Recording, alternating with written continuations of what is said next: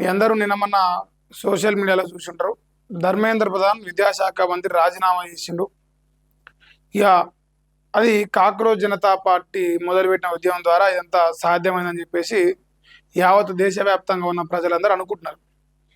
So ఇదే అదునుగా యావత్ దేశవ్యాప్తంగా ఉన్న రాష్ట్రాల్లో ఉన్న నిరుద్యోగులు యువత సేమ్ అదే రకంగా ఆయా రాష్ట్రాల్లో జరుగుతున్న అవినీతుల పైన కావచ్చు, పెరుగుతున్న నిరుద్యోగం పైన కావచ్చు, ప్రభుత్వాలు చేస్తున్న మోసాల పైన కావచ్చు కూడా ఆయా రాష్ట్రాల్లో పార్టీలు పెడుతున్నట. సో ఇప్పుడు తెలంగాణలో ఒక కొత్త పార్టీ పుట్టింది. దాని పేరు మీరు బ్యాక్గ్రౌండ్లో మీరు అబ్జర్వ్ చేయాలి. So Telangana endrin party. Endrin అంటే మీకు ఎరికేనా? ఇట్లా పొలాలల్లో వ్యవసాయం చేసే రైతుల దగ్గర ఉంటుంది. సో రేవంత్ రెడ్డి మనందరం ఉద్యోగాలు ఏమని నిరుద్యోగులు అడుగుతానో, లేదంటే పథకాలు ఏమని ప్రజలు అడుగుతానో మనందరినీ ఎండ్రిన్ తాగమంటుండు. ఎండ్రిన్ తాగి కథం గారని చెప్తున్నాడు. సో ఇప్పుడు అందుకే ఆ ఎండ్రిన్ అనే పేరు మీదనే పార్టీ పెట్టాడు, తెలంగాణ ఎండ్రిన్ పార్టీ. ఈ పార్టీ యొక్క లక్ష్యం పాపం రేవంత్ రెడ్డి ఊరవడమే కనిపిస్తాను. సో తెలంగాణలో విద్యాశాఖ మంత్రిగా ఉన్న రేవంత్ రెడ్డి గారు ముఖ్యమంత్రిగా కూడా ఆయనే ఉన్నాడు. సో ఆయన తెలంగాణ రాష్ట్రంలో నిరుద్యోగులకు హామీలు ఇచ్చి 2 లక్షల ఉద్యోగాలు ఇస్తామని చెప్పేసి ఎన్నికల్లో నమ్మవాళ్ళకి మరి ఆ 2 లక్షల ఉద్యోగాలు ఇవ్వడం కారణంగా మరి ఎండ్రిన్ పార్టీ పుట్టింది అనిపిస్తాను. ఈ ఎండ్రిన్ పార్టీ రాష్ట్రంలో మరొక సంచలనం సృష్టించబోతుంది.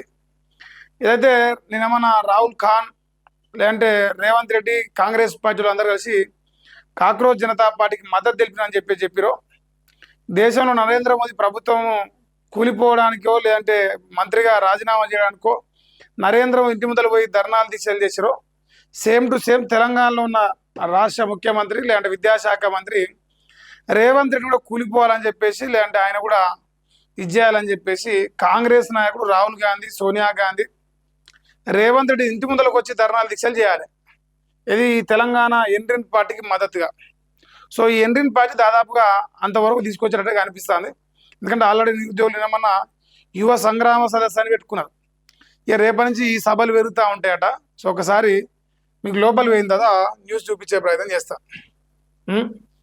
చాలా వింతగా అనిపిస్తుంది కదా జనాలకి. సో సోషల్ మీడియా యుగం కదా, ఏ మీడియా పేపర్లు నడిపించినా ఛానల్లో నడిపించినా ఎవడేం చేసినా నిజం అనేది ప్రజలు తెలుస్తానికి ఇలా సోషల్ మీడియా పనిచేస్తుంది. సో ప్రచారం పేపర్లు బంద్ చేయొచ్చు. ఇప్పుడు ఈనాడు, వెలుగు, ఆంధ్రజ్యోతి పేపర్లు రేవంత్ రెడ్డి మేనేజ్ చేస్తున్నాడు. సో ఆయా పేపర్లో ఈ వార్త రాకపోవచ్చు, కానీ వాస్తవంగా సోషల్ మీడియా ద్వారా ప్రజలకు ఎప్పుడో తెలిసింది. ఇది ఇవాళ వచ్చింది కానీ 2-3 రోజులు అవుతుంది. ఒకసారి మీరు చూడండి, తెలంగాణ ఎండ్రిన్ పార్టీ ఆవిర్భావం అయిందంట. సిజేపీ తరహాలోనే రాష్ట్రాల్లోనూ కూడా నిరుద్యోగ సమరం మొదలవుతున్నది. దేశవ్యాప్తంగా ఉధృతమవుతున్న నిరుద్యోగ ఉద్యమాలు వారంలో టీఈపీ రిజిస్ట్రేషన్ ప్రక్రియ పూర్తికి సన్నాహాలు చేస్తుట. తొలి సమర శంఖారావానికి సిద్ధమైన నల్లగొండ జిల్లా లక్షలాది ఖాళీల భర్తీకి తక్షణ నోటిఫికేషన్కు డిమాండ్ చేస్తున్నారు. ఇక పోలీసు పోస్టులను 20,000కు పెంచి వయోపరిమితి సడలించాలంటున్న టీఈపీ అట. ఉద్యోగ నియామకాలు వేగవంతం చేయాలని డిమాండ్ చేస్తున్నారు. ఇది ఈ టీఈపీ లేదంటే తెలంగాణ ఎండ్రిన్ పార్టీ యొక్క లక్ష్యాలట. సో ఇది దానికి సంబంధించిన ఒక ఫోటో మీరు అబ్జర్వ్ చేయొచ్చు. మధ్యలో ఎండ్రిన్ పార్టీలు పెట్టారు, ఇక తెలంగాణ లోగో పెట్టారు, దానికి ఎండ్రిన్ అని రాశారు. ఇది తెలంగాణ ఎండ్రిన్ పార్టీ నిరుద్యోగం శక్తి, నిరుద్యోగం లక్ష్యం అట.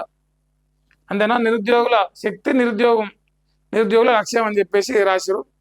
మరి ఇది నిరుద్యోగుల పక్షాన్నే వచ్చింది. అంటే మీ అందరికీ గుర్తుండాలి, కల్వకుంట్ల చంద్రశేఖరరావు గారు 9.5 సంవత్సరాల పరిపాలన లేదంటే చేసిన తెలంగాణ ఉద్యమాన్ని, ఆయన తెలంగాణ కోసం చేసిన పోరాటం అన్నింటినీ పక్కన పెట్టి ఇలా నిరుద్యోగులు తలుచుకుంటే కల్వకుంట్ల చంద్రశేఖరరావు దించి కూర్చోబెట్టారు.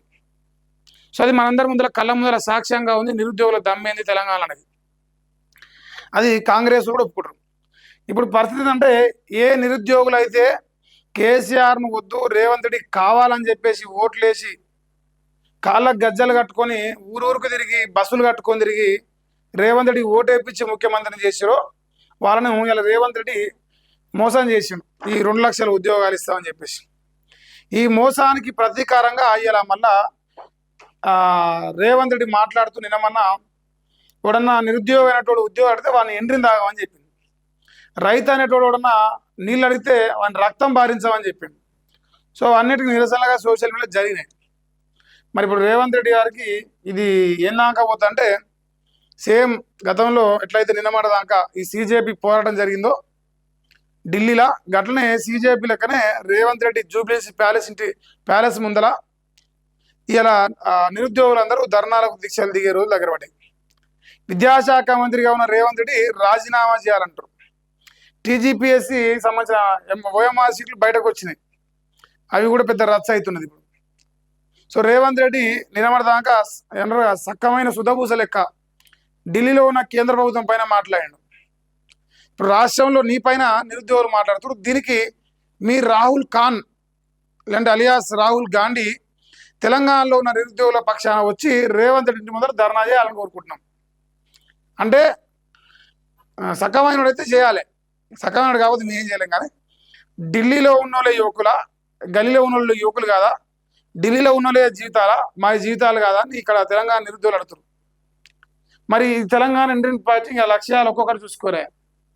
తెలంగాణలో పుడు పోసుకున్న తెలంగాణ ఇండియన్ పార్టీ ప్రజల హక్కుల కోసం, యువత భవిత కోసం అట టీఈపీ షార్ట్ కట్లో వాళ్ళ డిమాండ్స్. మొదటి డిమాండ్ వచ్చేసి 2 లక్షల ఉద్యోగాలకు నోటిఫికేషన్లు ఇవ్వాలట, చట్టబద్ధమైన క్యాలెండర్ ప్రకటించాలట. ఏదైతే మీరు జాబ్ క్యాలెండర్ అని చెప్పారో ఆ జాబ్ క్యాలెండర్, ఈ జాబ్ క్యాలెండర్ ప్రకటించాలి, 2 లక్షల ఉద్యోగాలు ఇవ్వాలని చెప్పేసి వాళ్ళ మొదటి డిమాండ్. అంటే న్యాయమైనది, వాళ్ళకు వాస్తవానికి హామీ ఇచ్చిన డిమాండ్. వాళ్ళు కొత్తగా గొంతెమ్మ కోరికలు ఏం కోరతలేరు. మీరు ఏదైతే ఎన్నికల్లో ఇచ్చిన హామీలు వాటిలో మొదటి అంశాన్ని తీసుకురు నిరుద్యోగులు. తర్వాత రెండవ పాయింట్ పోలీసులట. పోలీసు ఉద్యోగాలు అయితే రేవంత్ రెడ్డి గారు ఇప్పుడు ఇస్తాను 5,000 పోస్టులు వద్దట. ఈ 5,000 పోస్టులు కాకుండా 20,000 పోస్టులు కావాలంటారు. సో 20,000 పోస్టులు కావాలి అంటే ఇంకో 15,000 పెంచాలంటారు. 15,000 పోస్టులు పెంచితే టోటల్గా 20,000 అవుతాయి. ఇక వయో పరిమితి ఇప్పుడు ఎంత ఉందో నాకైతే వాస్తవం తెలియదే. సో వయో పరిమితి 36 సంవత్సరాలు ఇవ్వాలంటున్నాం. అంటే 36 సంవత్సరాలు ఉన్నోడు కూడా పోలీసు ఉద్యోగానికి అర్హుడు కావాలని చెప్పేసి వాళ్ళ డిమాండ్ కనిపిస్తున్నది. తర్వాత మూడో డిమాండ్గా మెగా డిఎస్సి చేయాలంటారు. ఈ డిఎస్సి పేరు చెప్తే అస్మా గుర్తొస్తుంది మేజర్గా. నియామకాలు చేపట్టాలంట. సో మెగా డిఎస్సి ఇప్పుడు మన రేవంత్ రెడ్డి దగా డిఎస్సి అట. సో వాళ్ళు మెగా డిఎస్సి అంటారు. ఇల్లు కూడా నాకు తెలిసి 20,000 పోస్టుల పైన అనుకుంటా వాళ్ళు అడిగేది. తర్వాత 4th పాయింట్ వచ్చేసి గ్రూప్ 1, గ్రూప్ 2, గ్రూప్ 3, గ్రూప్ 4 నియామకాలు చేపట్టాలి. ఇక ఈ గ్రూప్ 1, గ్రూప్ 2, గ్రూప్ 3, గ్రూప్ 4 అంటే ఇక మా రేవంత్ అన్నకి చాలా తడిసి మోపడవుతుంది. 2 లక్షల ఉద్యోగాలు నిండా కావాలంటారు వాళ్ళు ఓపెన్గా. ఉద్యోగం మా హక్కు అంట, న్యాయం మా లక్ష్యం అట. తెలంగాణ ఇండియన్ పార్టీ ప్రజల కోసం, ప్రజలతో కలిసి, ప్రజలే లక్ష్యంగా పోతుందంట. ఇది తప్పు, ఇది ఒక్కటి నేను ఒప్పుకోను. ఈ ఏదైతే స్టేట్మెంట్తో దాన్ని ఒప్పుకోను నేను. ఎందుకంటే మీరు ప్రజల కోసం కాదు, మీ జీవితాల కోసం పోరాటం చేస్తుంటే ఒప్పుకుంటా. ఈ లక్ష్యమే మీరు పెట్టుకోరు కదనే ఆల్రెడీ.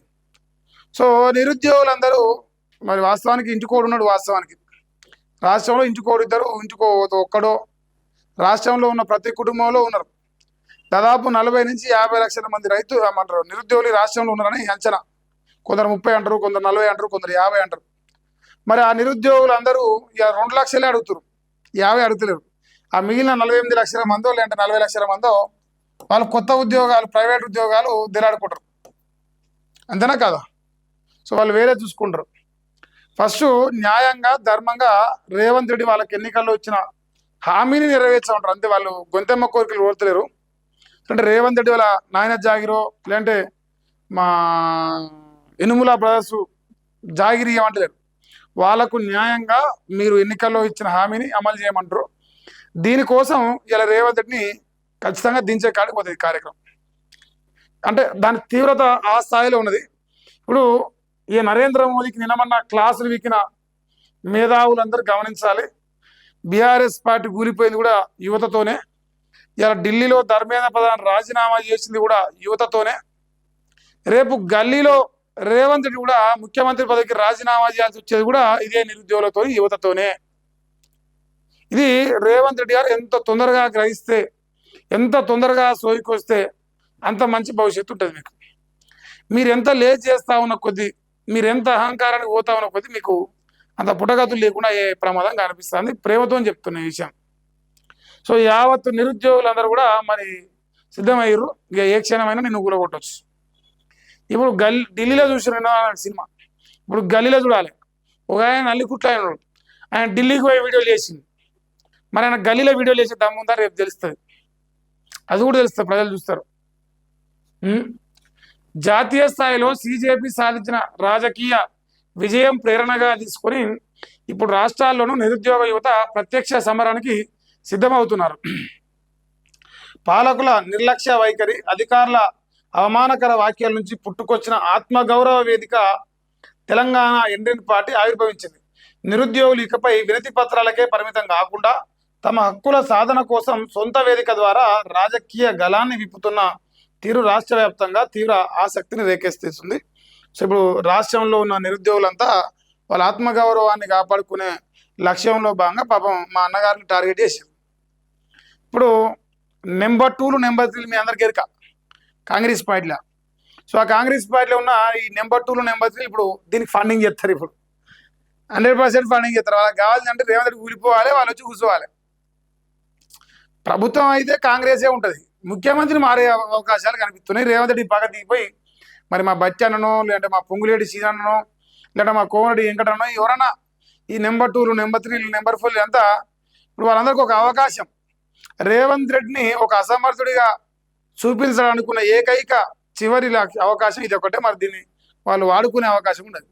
సో సిజేపీకి మద్దతుగా ఎట్లయితే కాంగ్రెస్ పోయిందో అక్కడ ఢిల్లీ కాంగ్రెస్, తెలంగాణలో ఉన్న టీఈపీన తెలంగాణ ఇండియన్ పార్టీ, ఈ పార్టీకి కూడా తెలంగాణలో ఉన్న కాంగ్రెస్ అసలు సిసలైన కాంగ్రెస్ మద్దతు ఇచ్చే అవకాశం కూడా ఉన్నది. ఇది ఆ కొసమెరుపు అన్నమాట ఈ వార్తలో. చూడాలి మరి ఏం జరుగుతుంది కథ.